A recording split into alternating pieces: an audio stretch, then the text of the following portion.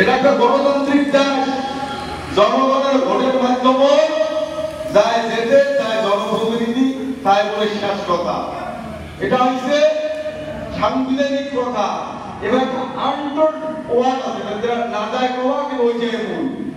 যেমন প্রথাগত বিধান, ব্রিটিশের সংবিধান প্রথাগত বিধান, লিখিত নাই, ওই চলিয়েছি ওইকে। তেমন এটিও না, ওই জনপ্রতিনিধিও হবে, কিন্তু পলিটিক্যাল পার্টি এটা হচ্ছে একটা দলতন্ত্র দেশ। এই দলের লিডারটা আমার কাকু করে না। কি তৃণমূল, কি বিজেপি, কি কংগ্রেস, কি বামফ্রন্ট, নেতা আমার মানুষ ভোট দেই, আমরা নেতা হয় না। খেয়াল করে দেখছেন? আর এমন বুদ্ধি শিখেন উমরে দেখিয়ে পায়, ওইটাই ঠিক। আমার আর পরিচয়ের কথা ভাবনা না। ওই যে শ্রী বাবা উমরা ভাষা বলতে নাই, ওটা ওম যুক্ত ধ্বনিকের গুরুত্ব উমরা করে।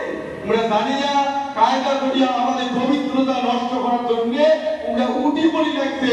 এটা ভাষা বদলান, এটা ভাষা বদলান, আমারটা ঢুকি দাও। তাদের এই ভাষাতে কথা কইতে কইতে গীতার কথা যে সত্যি হয়, তাহলে যে ইন্দ্র শক্তিশালী ইন্দ্রটা হারিয়ে যাবো।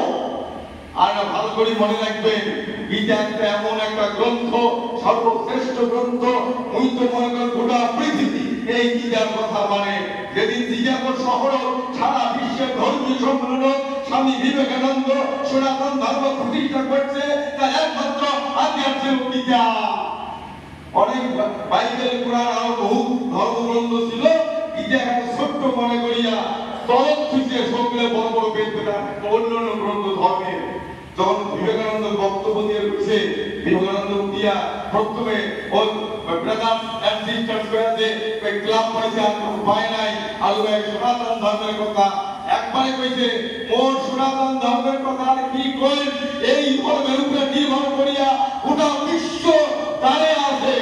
হয়তো অবাক হয় কি গীতে আমরা দাঁড়িয়ে করা আর লোকে অবলম্বন করিয়া গোটা বিশ্ব দাঁড়িয়ে আছে, গোটা ধর্ম নির্ভর করতেছে।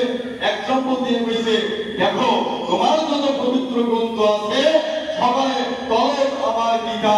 এই গীতা সমস্ত গ্রন্থের ভার বহন করিয়া তোমার গ্রন্থে হচ্ছে, এটাই আমার সনাতন ধর্মের গর্ব।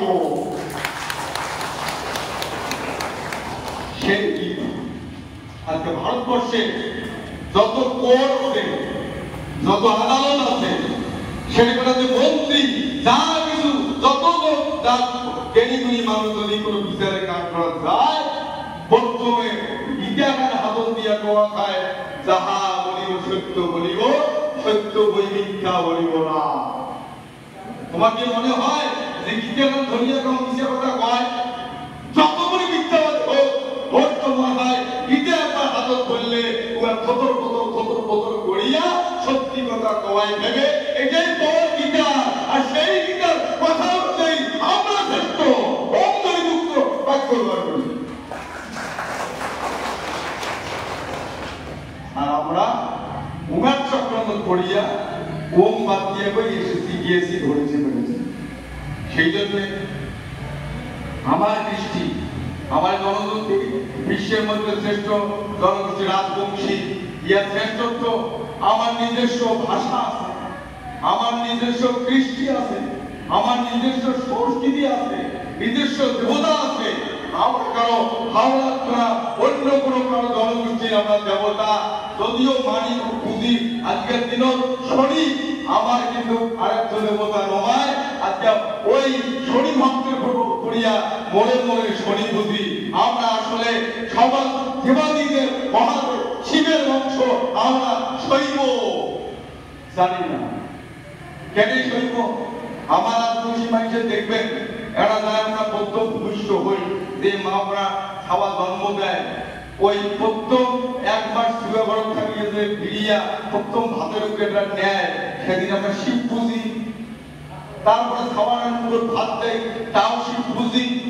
তারপরে কোন সম্রাট দৌলতী ধরলে গ্রহ কাটা শিব পুজি। খাওয়া বানানো যুবক হয়ে বিয়া করে যায়, তখনও আমরা ওই হার আর গৌর পুঁজি মানে শিব আর শক্তি। তারপরে বিয়া করে সংসারী খাওয়া বানানো মরিয়া শ্মশান ঘটন যায়, তখন ওই ভৈরব আর ভৈরবী, ওই শিব আর চন্ডী। এই জন্যে আমরা শিবের উপাসক, শিবের বংশধর, শিবের সন্তান। আমরা অন্য কোন ভজন মার্গ গেলে আমার অগ্রগতি ঘটিবেন নয়। শাস্ত্র আছে যে নাম অপরাধ, কলিযুগে এক নাম নিলে জীবের যত পাপ ঘরে, জীবের সাধ্য নাই তত পাপ করে। সবাই অন্নগত দিন হরির নাম নিলে মুক্তি। এইবার দেখবেন এক নাম নিলে জীবের যত পাপ ঘরে, জীবের সাধ্য নাই তত পাপ করে। এক নাম কি? মানুষকে হরে কৃষ্ণ কৃষ্ণ কৃষ্ণ হরে হরে, হরে রাম রাম রাম হরে হরে। এটা বলে এক নাম, ওই এক নাম বাড়ি যায়, এক নাম হরতে তোর শরীর যায়। কিন্তু ভুল কথা, এটা প্রায় 16 নাম 32 অক্ষর। তাহলে এক নাম